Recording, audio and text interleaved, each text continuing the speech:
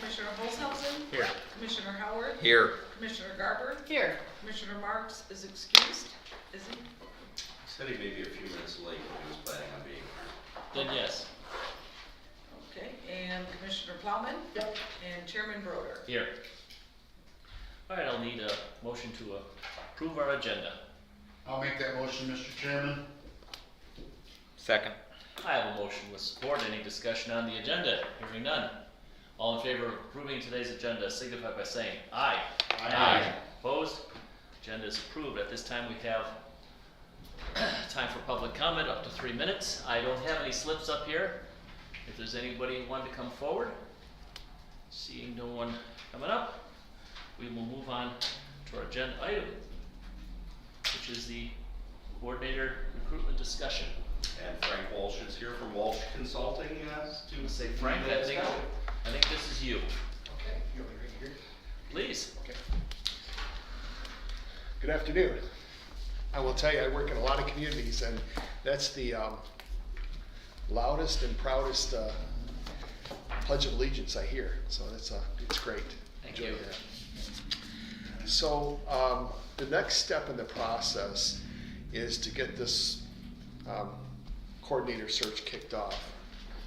And hopefully, if we have some success here in the next half hour to 45 minutes, we can get this started potentially tomorrow.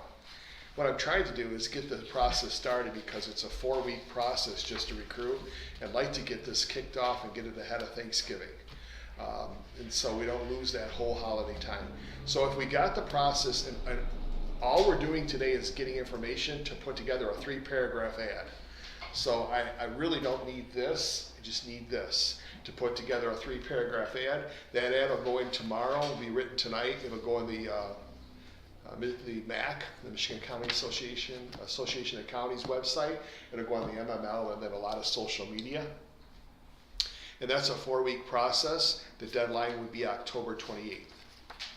And then from there, in about the first 2 weeks in November, first 10 days in November, we would meet under the Open Meetings Act, Michigan Open Meetings Act. You could meet in closed session for those candidates that request confidentiality.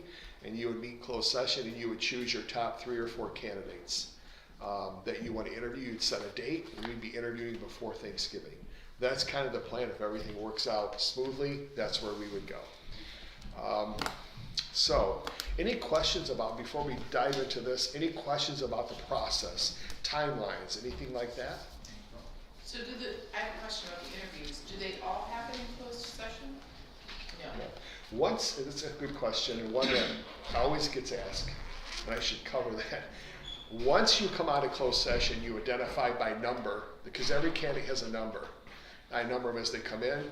And once you come out of closed session, you'll identify your 3 numbered candidates without names. Because the Michigan Open Meetings Act allows them to have confidentiality until such a time as they accept the public interview.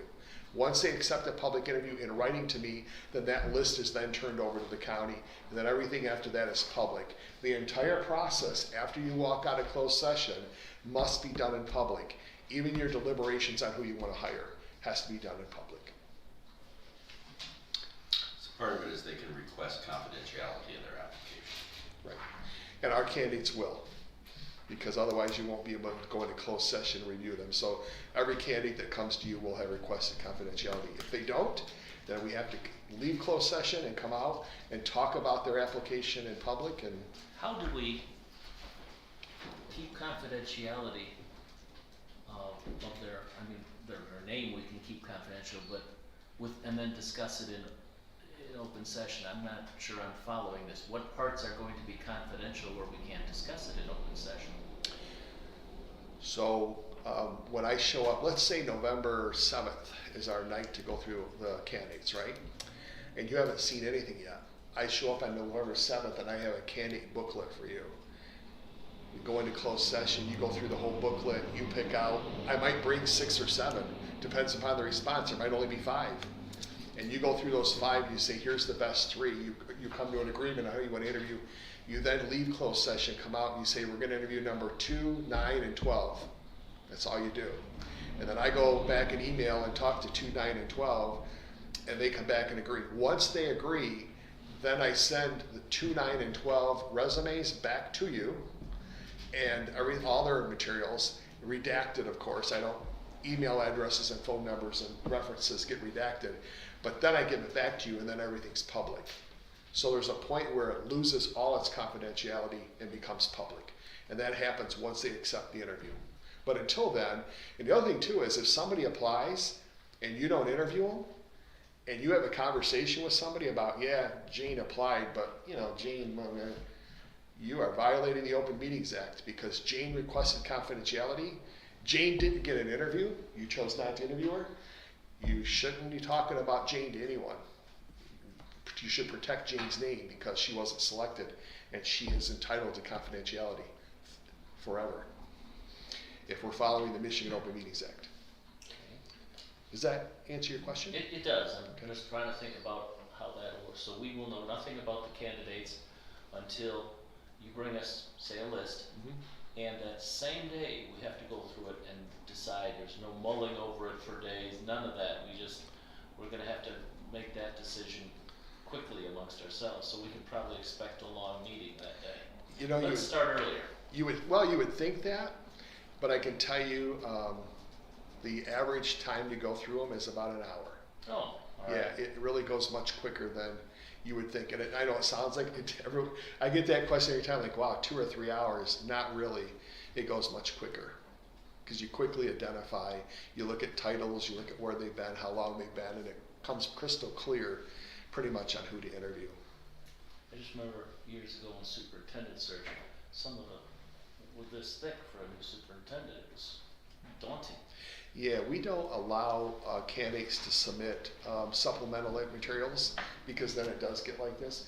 We bring a resume, a cover letter, and a candidate. If you remember the candidate questionnaire I talked about, you'll see that. And that's really enlightening for all of you because remember that gets into their background and other things that you'll be able to see. So you do have a fair amount of information, but typically about 6 to 7 pages per candidate is all. We don't allow any additional reference letters or this person, we cut all that out because once you allow that, you can have volumes.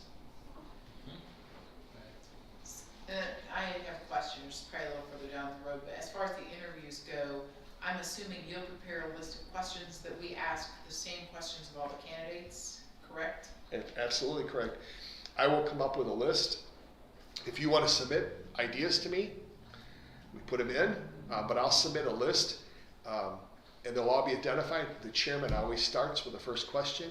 Commissioner Garber will always have the second question, and it goes around the table. You'll ask the same question. There's 7 of you. There'll be 21 questions. Each of you get 3 questions. You'll ask the final question, which is always the same question. You have 2 to 3 minutes to tell us why you're the best candidate to be the Shiawassee coordinator. That's the final question. Yeah. And so we go through all of that. Now, when I send those out, we don't take feedback on, oh, I don't like this one. We don't do that. What we do is we set aside 10 minutes. If the first interview is at 4 o'clock, we'll set the first interview for 4:10. And then from 4 o'clock to 4:10, rarely does this happen, but from 4 to 4:10 is your beginning of the meeting. And does anyone have any changes or modifications to the questions? That way you will all have to modify them together, not just one person emailing me saying, I want to change this or do something different. I let you all decide what you want to do together. So once I send them out, that's the document until you change it or modify it before we start the interviews. Same questions through the whole process for every interview.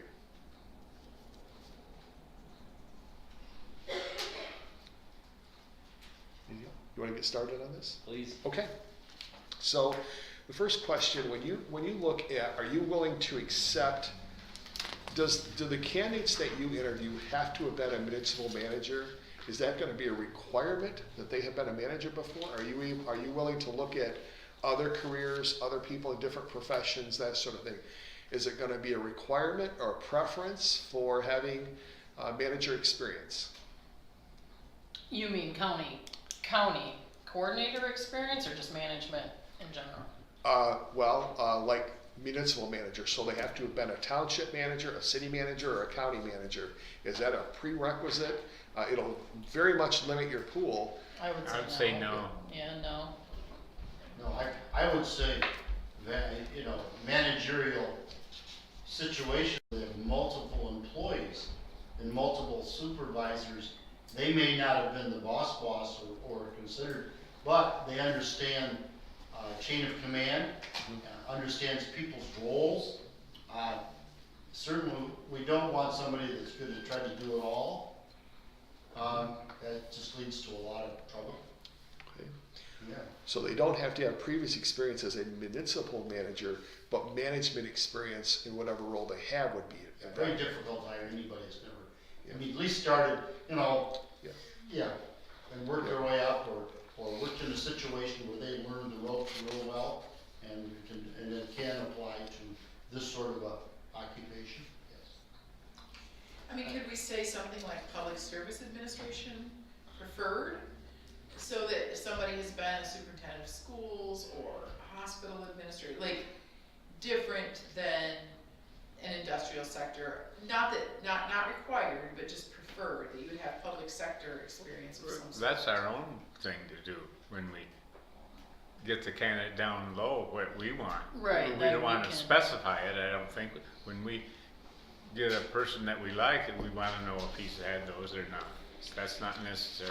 I agree, I don't wanna Yeah. limit our Yeah. pool of people, we can eliminate them I don't know. however we choose, but, I mean, do you feel we're gonna get so many applicants that we have to limit it? No, it's, if you Google some of the pools that are out there right now and then you look at the candidates' backgrounds, it's difficult. I can't sit here and tell you this is gonna be easy. I'd really just leave it wide open and then, Yeah, pretty much, I mean. if we're bombarded, we'll We figure would it out like to have then. somebody with a little managerial background, handling employees, maybe some government contracts. I mean, there is a lot of pool for that, I mean, in industry and private business, so. Yeah, I always tell the example, and it's funny, I've never shared this example in Shiawassee County, but I always, when we have this discussion with other elected officials, $500,000. Yeah, then we can start being Yeah. picky. yeah, so I use Durand as an example. I brought Durand, the city council there, a pool of 3 managers and 3 municipal managers, existing municipal managers, and a landscape architect.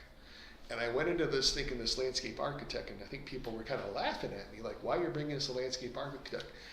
Well, this gentleman had an outstanding personality to be a manager, because he knows how to treat people. And he'd had experience in presenting in front of planning commissions and township boards and city commissions on development issues.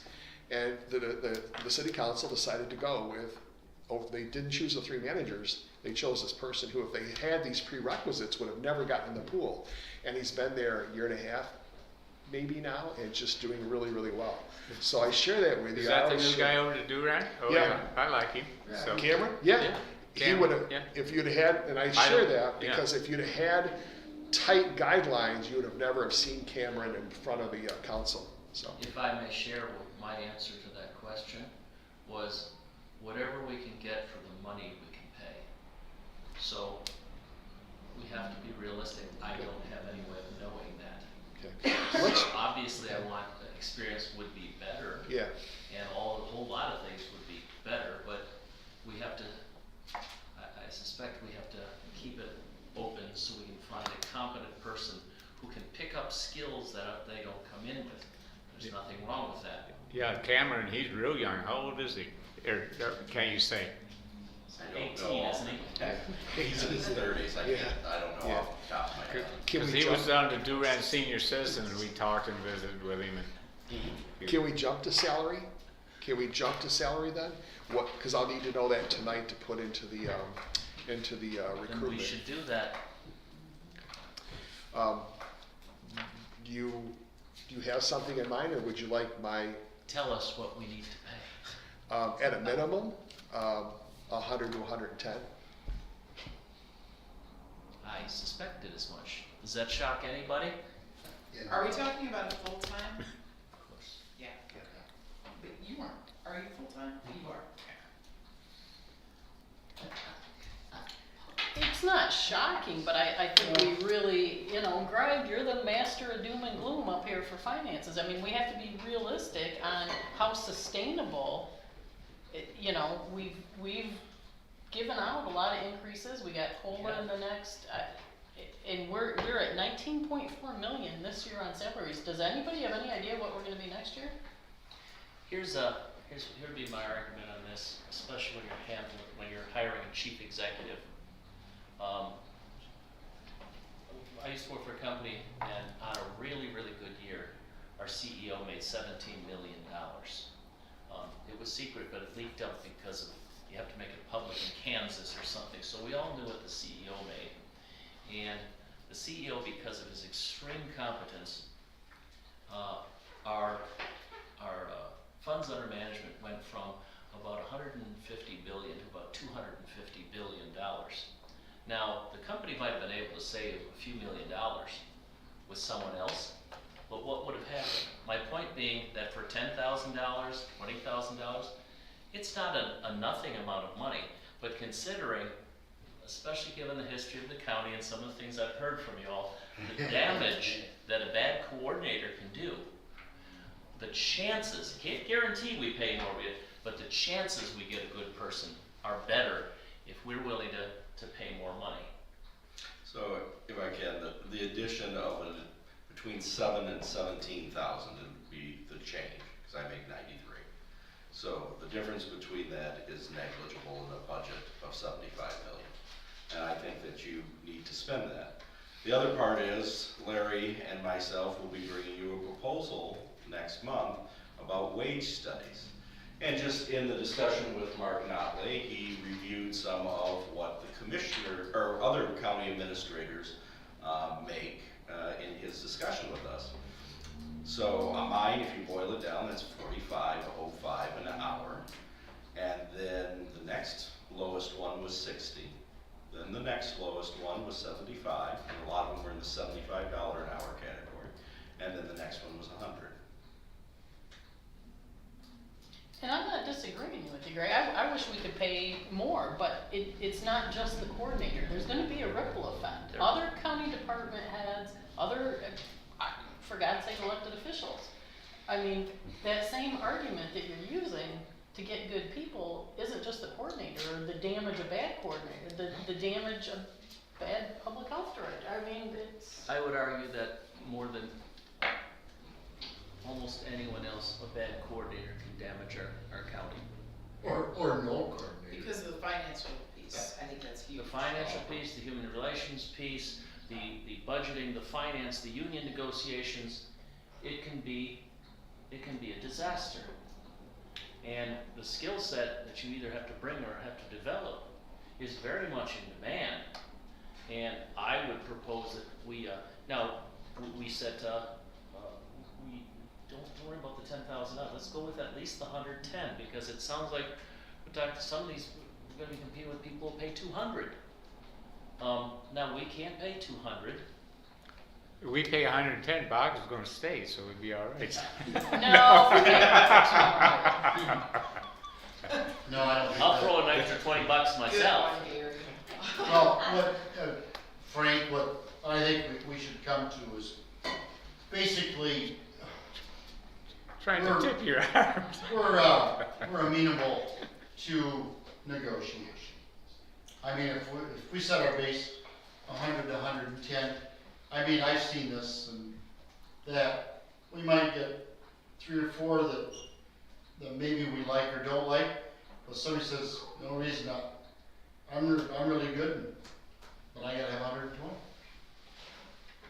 Yeah, I mean, Would that limit the pool of people who even apply though, if we Yeah. have it too low? I mean, is it better to say, yeah, yeah, I mean, You should really put it, my only advice on all this, having done this about 100 times, is put the salary where you're willing to pay. And that's it. My suggestion is 110. I agree with that. I think we can justify 110. Of course, we'll get some pushback. Yes, we're poor. Yes, we're in debt. Cindy's right. I talk about it all the time. But I have learned a couple things in 2 years from all of you sitting here, and that's what a disaster it could be if things go wrong at the top. Way bigger than you know, take you years to recover, if you recover. I don't wanna denigrate somebody, because some of our other people are so incredibly vital. I don't wanna say that they're not important. Well, that's the thing, and that's where I feel we're erring, because we have seen other departments fail miserably. And I don't know, I saw us And without a finance director, I and- saw us with 5 years of bank statements not reconciled. And if we I mean, come find, on. for instance, if we find that some function, we can't get qualified people for what we're paying, we should pay more. However, there's no intrinsic value to anything, it's a market value. If you can get it done and get good people for a certain price, that's what you should pay. You have the responsibility not to pay more, and you can't pay less because the market isn't there. My lawn guy charges me $45 to show up. There's no moral question on that. He's willing to do it for $45, I'm willing to pay him. If I told him, I just don't have 45, I can only pay 35, well, guess what? He's not coming. Maybe I can get the kid down the street with a hand mower to do it for $35, maybe I can't. Or he does half a lawn. And if he shows up and says, you know, my stuff, I'm worth more, you don't pay me if I'm worth $100. Okay, I don't think so. And he doesn't have a job. That's just the way it works.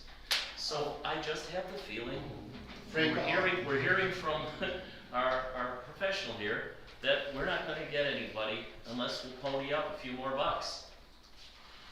And while I agree that every department head matters, first of all, some of them are electeds and we don't get to pick them anyways. But they matter And too. number two, there's not a position in the county that impacts all of the budgets and all of the departments like the county coordinator does. That's the one that could potentially cost the most money or save the most money, as Dr. Boggs has done, based on the work in that position. So it seems like pennies to me. I guess, Cindy, I don't wanna gloss over what you're saying. What are you suggesting then, that we I'm pay less and suggesting, just hope for the best? no, I'm suggesting that if we pay more, that we be prepared to pay others in accordance with that, and that we value. I wouldn't wanna sit here and be the clerk, or the treasurer, or the health director, and be told, yeah, you're sort of important. I mean, those elected positions pay crap. Oh, They really do, and We- it's we could- insulting to them, I think, I- to say this person is so important, they impact everything. Well, so does Caroline, so does Julie, so does Lori Kimball, she pulls her weight and then some. I've spoken of it often, It's, but, are you saying we should today though, or should not, set our ceiling at 110? I think that that is reasonable, but I also think, like I said, then we have to be prepared to look at something reasonable for other people. And we may have to do that next year. That's why we're gonna have a wage study, we're gonna look at this So sort of it's thing. one of the things that you'll be discussing. And And I we might would have to add- really look at our budget, but today, we have to decide what we need to pay in order to hire a person, and it's just like if we were, our vets building, I wanted to spend $350,000. We're spending $700,000 because that's the price. It's only Pay two for your- times as much, only 2 times as much. The other part is, when they did the wage study the last time, there was not a coordinator. By default, they just put me at the highest part of the scale. That is not what the wage study consultant discussed or recommended, was it? And so, it was by default that my salary is where it is, because it's a number on that table.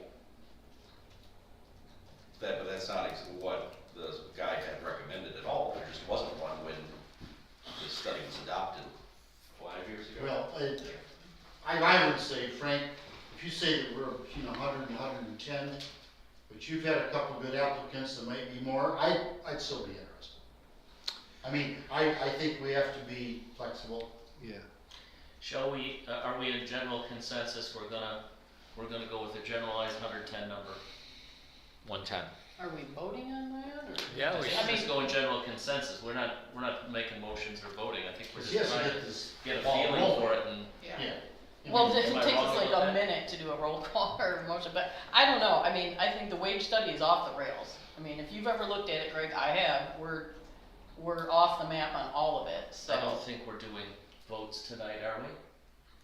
No, you're looking for I don't think we have to, consensus. because we're not actually spending money. When we hire the person, we'll vote on what their salary is. We are simply giving directions to what kind of ad we want today. That's a big one, of course, the Well, money. he's gonna put the money in there, right? Yes. Yes, that's what So we're somebody's saying. gotta vote on it, or somebody. Well, If you're the only person everybody else says no, Well, what then if you we- run the yeah. whole show, so. What if we offer it and Yeah. then me and Gary vote no? You can't. I didn't say I was. We have to vote once we're making the offer, and of course, we have to vote for a number of things. Today, we're just trying to give him some direction on what to do. And he's telling us the market right now is 100 to 110 for, you know, a county like Shiawassee County.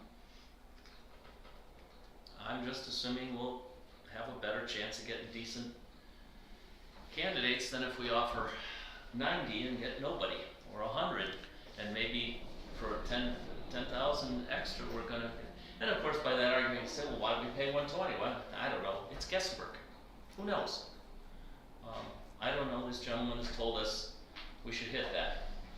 Just And by, even then, he sounded a little not, we'll do the best we can at that. Just so you know, Ionia County they went through a process at 113,000. I'd encourage you to look at that list of people that interviewed there and their backgrounds. Clinton County's out right now at 130 to 160. So we'll do the best we can at this, and I think this hits the mark for the county. If it was a different county, it'd be a different number. My job is to look at the county, look at in entirety, and try to come up with a number that can attract people here. And I think that's where it should be. You said what county was it? 130 Clinton to and 160? Clinton. Yeah. Yeah, well, their budget's twice ours is. Yeah, and that's why I'm not suggesting you're at 130 to 160. Or maybe more than twice. Yeah, It was a few years ago, it was more than twice. yeah. That's why I'm The saying, county was. yeah, Yeah. a much lower number. Yeah. we're all thinking we should have gone into public administration in college. Keep in mind, though, you also have some state law issues you have to deal with. In an even year approaching an election, you cannot enter into a contract for more than 1 year. So the contract has to start January 1 for it to be a 3-year contract under state law. Say that again, I didn't use. In an even year of an election, the Board of Commissioners cannot enter into a contract for more than 1 year. It has to be in an odd year or a year following the election.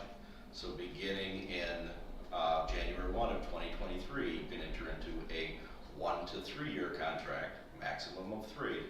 But if you do something between November and January, or November and December 31st, it can only be a 1 year contract.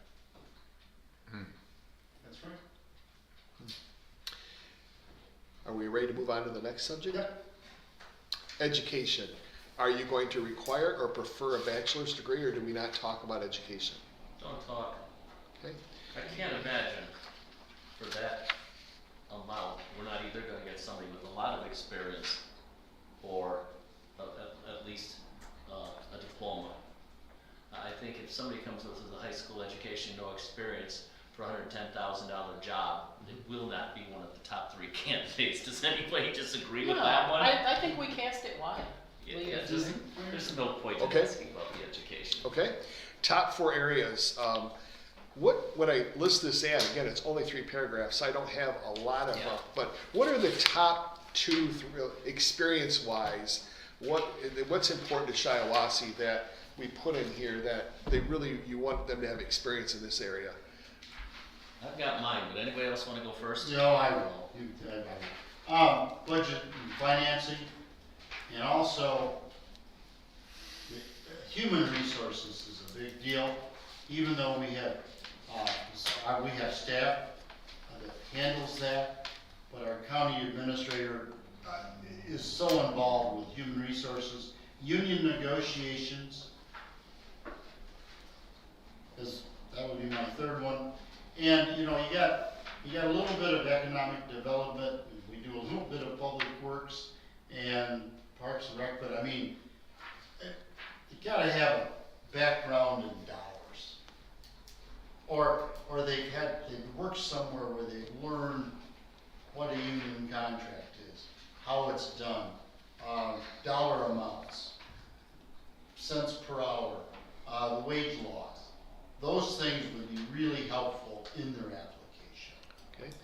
John and I agree on that, with a slight nuance. Because Dr. Woggs has done an excellent job, much of the things that would have needed smoothing and fires are already smoothed.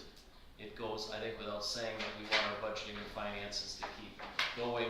Our union contracts will have to be negotiated. Fortunately, we have an expert in our attorney at that. I would emphasize more the next step in this county has got to be economic development. I wouldn't make that a small mention, but rather a very important part of our future is that we find a way to get some economic development. If we can get anybody who's got a little experience or some specialized knowledge in that, or connections, or who knows what, that's our budgeting future. So basically, we want someone who knows everything. Got it. For $2.47. That's right. I'll go. My list has got some overlap, but a little different, because as I looked at this list, I tried to think of, like, when I think of economic development, we have the SEDP. Planning and zoning, we have the Office of Community Development. But there were 4 on here that I felt like specifically fall to the county coordinator. That would be exemplary customer service, grant writing, union negotiations, and human resources. Okay, thank you. Anyone I don't else? know what exemplary customer service even means in this context. I clearly don't. Come to my office, we will show Oh, you. no. The county coordinator does not. Yes, Commissioner Olson. Oh, I'm on the SEDP board, and we have somebody that writes grants over there, and I think for businesses and for the county, that an expert that can help us out.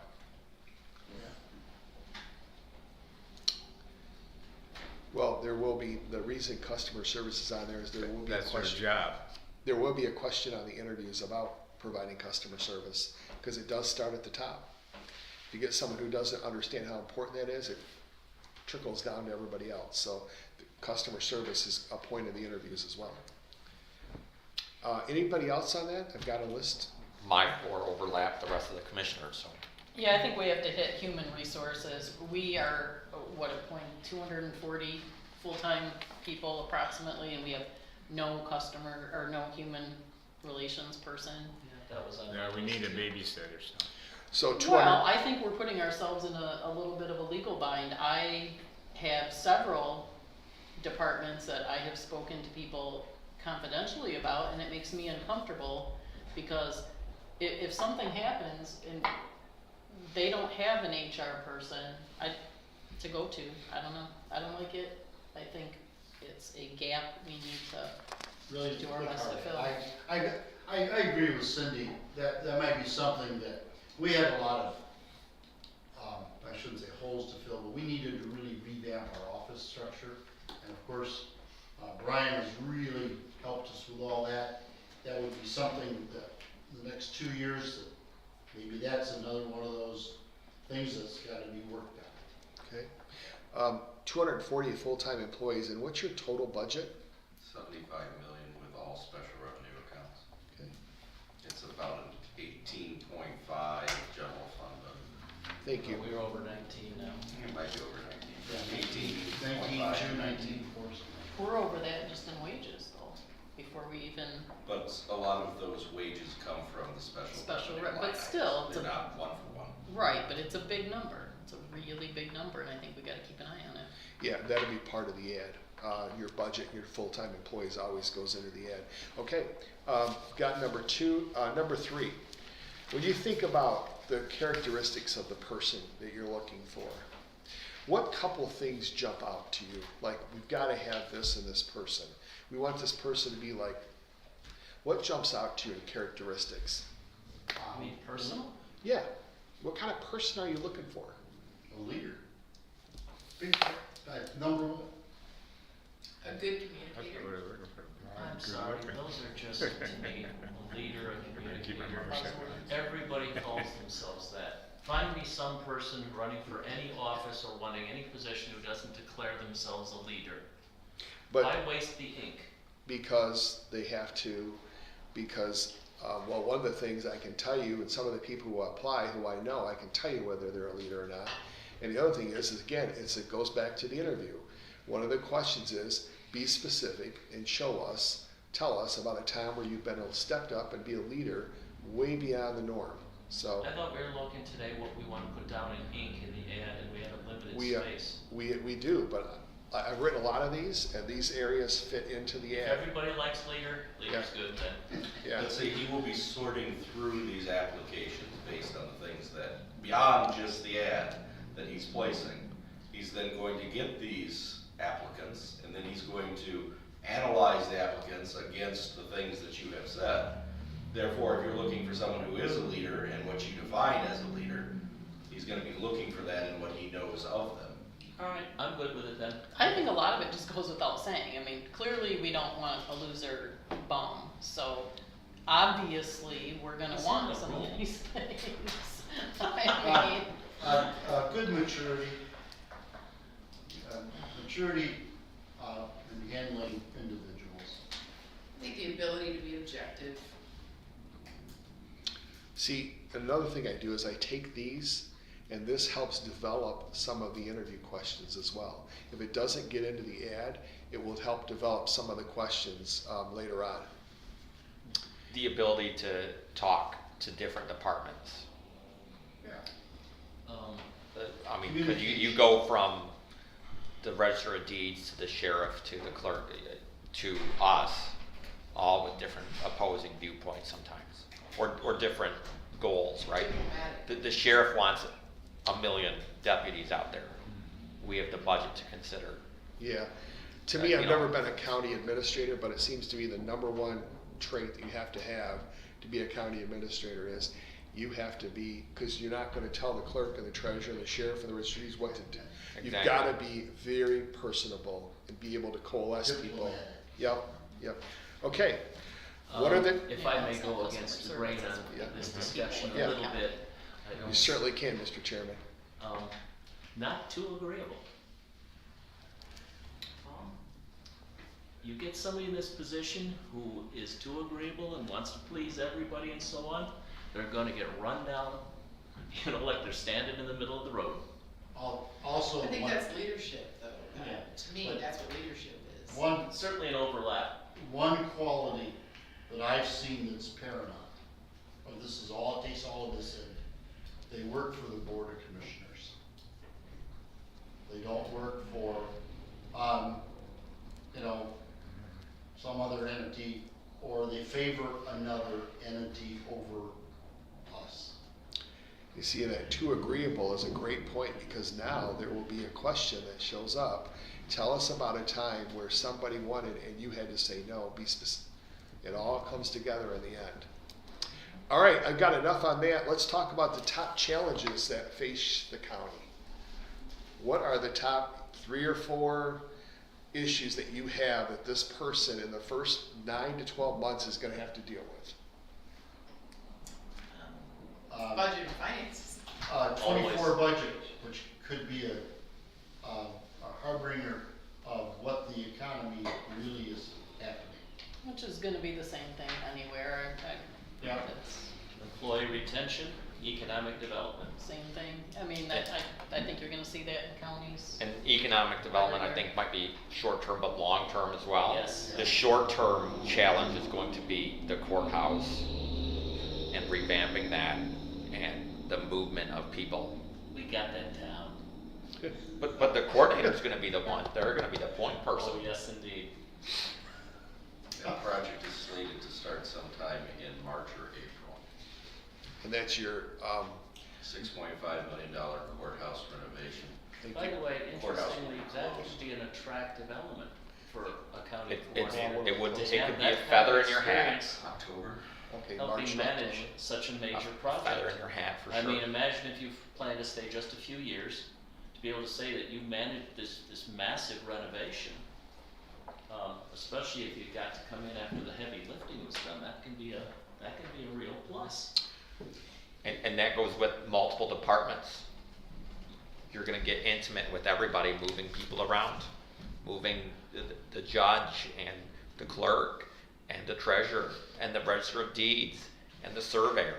All these people have to get moved and business can't stop. This might be under leadership too, but I think, building trust and sort of an element of employee morale or positive employee culture probably comes under leadership, but I'd like some questions about that, or a question. Mr. Chair, Yes. if I could, I think one of the things that you can't underscore is the importance of working on some economic development. The job of the coordinator does not just involve the institution that is county government. It involves the entirety of the region. So you have to be able to work across multiple governments. That means working with different cities, townships, school districts, because every time there's some amount of economic development in the county and it raises our tax base, because we receive 85% of our funds, our general funds, from tax value, the more economic development you have, the better the community will do. It'll fix some of the budget things. I focus largely on fixing budget finance issues internally, but also working externally on economic development. The next person has to work a lot on economic development. The Detroit Free Press just released an article, and we are the only county that received a reduction in the median income of our residents, and it dropped by 11%, which is almost a little micro recession in this region. So economic development beyond the institution, beyond the four walls of the county, is key and paramount to whoever we have in here. Otherwise, it's not going to increase. So I've got building regional partnerships, and they're gonna have to give examples of that. You can't just talk about it. By the way, the interview questions, when you do see them, which are based off some of the stuff, are not textbook, they're not softball.